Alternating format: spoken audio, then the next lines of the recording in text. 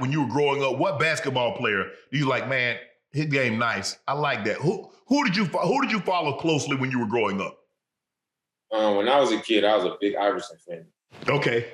Like AI was, and it's crazy because it wasn't the details of his actual game as much as it was his swag and like him being like one of the smaller players.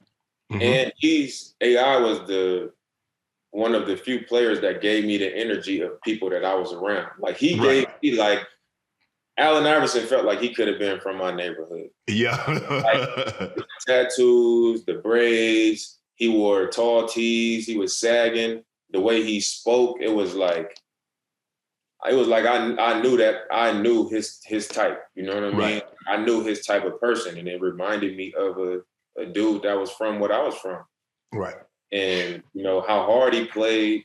You know, and it was almost like he was with whatever against whoever, and he was never surrounded by all the best. You know what I'm saying? And that's kind of why I'm like. That's kind of like That's your mentality. Yeah. You're not the biggest. You don't have top 10 players all time around you to play with, but you say, you know what? I'm 6 foot tall, 6'1". I can get it done. I saw AI do it. AI led a team to the NBA Finals. He won an MVP. Hey, I think I'm nice like that too. Exactly. I mean, I always liked AI. Like he had the style that appealed to a kid like me. Like everybody in my neighborhood loved AI. Like it was like this how much everybody in my neighborhood loved AI. We got a dude named Paul Marigny that was from Oakland. He ended up going to St. Mary's College, and he was like the person from Oakland that was supposed to like go to the league. He was nice, but he ended up messing up his knee. He still was good, played overseas for a long time. But I remember him playing against a dude from my neighborhood for $100 and a pair of Iversons. Like they played one-on-one for that. You know what I'm saying? Right. So it just show you like AI was everything. You know? Right. I don't know if they're going to let you show up to the game how AI used to come to the game, because Commissioner Stern, he changed that dress code. You can't come with 4XT when you a medium or a large, and you definitely can't come with the FUBU. The stuff that's acceptable in that tunnel today, I bet you I could get away with dressing how Iverson dressed. You think so? What? Do you not be seeing what people... I do. I think some of these dudes, I don't know where they come. I mean, I saw Kuzma had a sweater that was a 50 extra large. I don't know where he get that sweater from. You wear that, I could wear a tall tee and some baggy. You know what I mean? Like, come on, man. I read where you gave an impassioned speech. You were very young.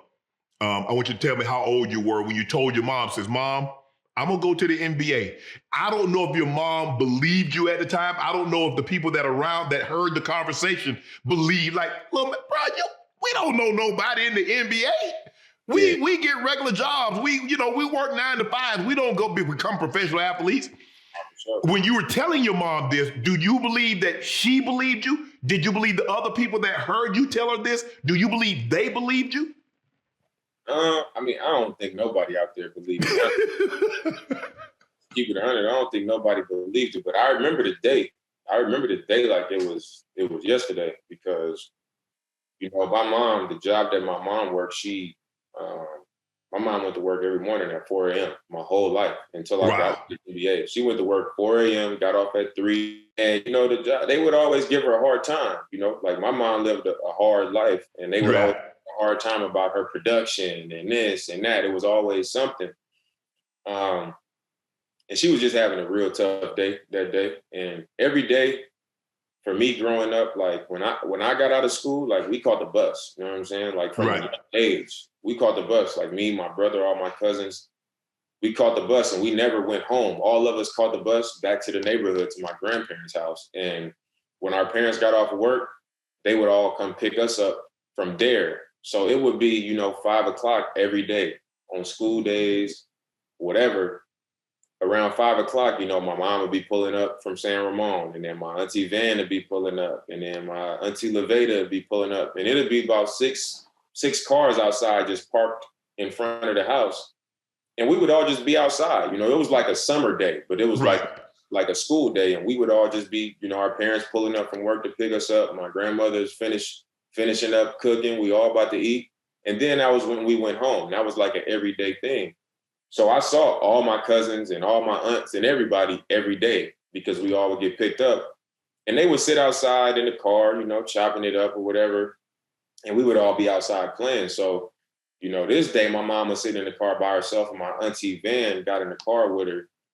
And I could tell because my auntie Van is her oldest sister, her second oldest sister, but her oldest sister lived in South Carolina. Okay. So I see my auntie Van kind of like, you know, talking my mom down and kind of like being a big sister to her. And I know what my mom is going through it. So I look through the window and I see my mom kind of going through it. And that's when I went Beyond the Glory. Remember the show Beyond the Glory was like a big thing. Mm-hmm. And I'm like, I just kind of went into it like, look, this ain't gonna last long. Like I'm gonna do this and I'm gonna do that. And this, you know, this is pretty much how it's gonna go. And, you know, from that point on, they was like, this your Beyond the Glory story. You know, that's what they just kept saying, everybody that was out there, but it was almost a joke, you know, because I was like announcing it to everybody. Right. And I honestly don't think nobody out there really believed it. You know, they liked the fact that I was saying it, but I don't think they really thought like, I don't even know if I really believed it for real. Like you were just trying to make mom feel better. You trying to lift mom's spirits. I would like to do this, but I don't know if this actually gonna happen. You know? Right. You go to Weber State. What's going on? You're like, hold on. Did anybody ever go to the NBA from Weber State? So I'm going to be the first. I'm going to make history. I'm going to be the guy that changed the curse, the poverty curse that's stricken my family, that got us living here. Because I know I want better for my mom. I want better for my kids. I'm going to be the one that break this curse. But I'm going to have to do it from Weber State. I'm not going to Duke, North Carolina, UCLA, Kentucky, yada, yada, yada. I'm going to do it from right here. At that point, I was delusional. That was probably my biggest strength is how delusional I was at that point. Right.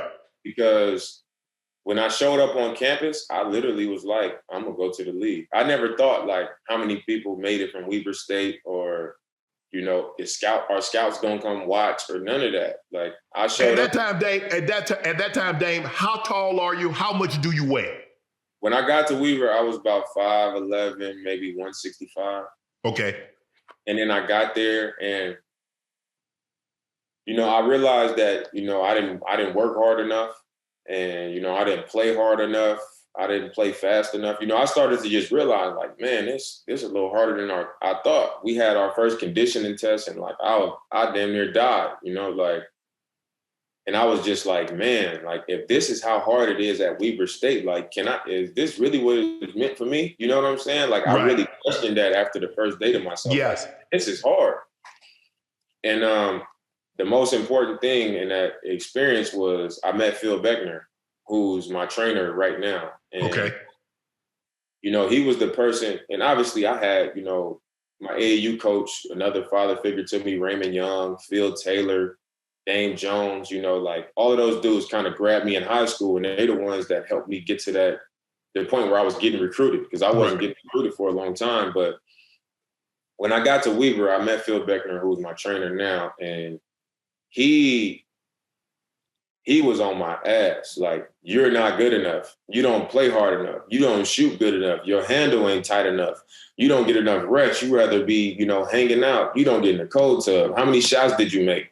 He used to be waiting outside of all my classes that started at 9:00 at 8:50. Like, you need to be here. Like, he taught me what it meant to work hard. And, you know, everybody on campus thought me and Phil was crazy because it was like we was working out on campus in the arena, at a local rec center. We was just all over the place, just working.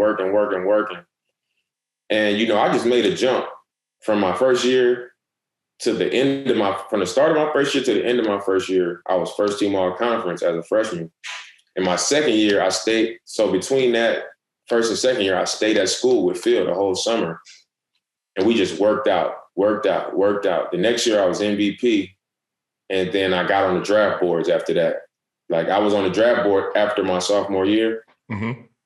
And he just kept pushing me. It was like nothing was good enough. So like once I got that little bit of taste, I saw my name on that mock draft.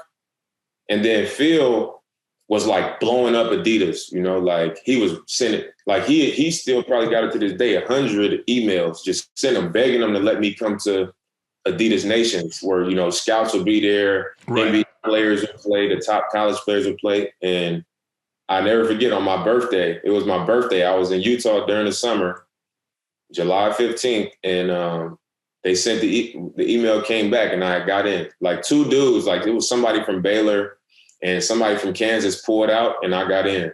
And I went to Chicago. And that was the first time where like I played in front of scouts and all that stuff. And then that was pretty much it. Dame, I'm gonna get you out of here on this one. When it's all said and done, what's Dame Lillard's story? How does Dame want his story written? How does Dame Lillard write his story? I mean, I'm writing it as I go, you know, but I think when I'm done playing, I want people to look back and be like, you know, not only did Dame have a great career on the floor, you know, he accomplished a lot on the floor, but I want people to look back and understand how much BS goes on, you know, in this industry and what happens behind the scenes versus what people get told publicly and the narratives and all these different things. You know, I want people to remember me like he got it done on the court and everything that people said about him and everything that he said about himself and everything that he said he stood for, everybody we've ever talked to checked it off and said it was the realest of the real. And there was no do this behind closed doors and do something different publicly. Like that's what I want people to remember me for, the quality of the person that I've been able to be, along with the quality of, you know, player that I've become, you know, and the status and all the things that I've accomplished in my career. I'm gonna get you out of here on this one. I need your Mount Rushmore rappers or guys, Mount Rushmore, and I need your Mount Rushmore NBA players. Mount Rushmore rappers, I'm gonna go with Tupac. I'm gonna go with Jay-Z. I'm gonna go Tupac, Jay-Z, Lil Wayne, and I'm gonna go Biggie. Biggie. That's a hell of a list. Okay, NBA players. NBA players, I'm gonna go MJ, Bron, Kobe, and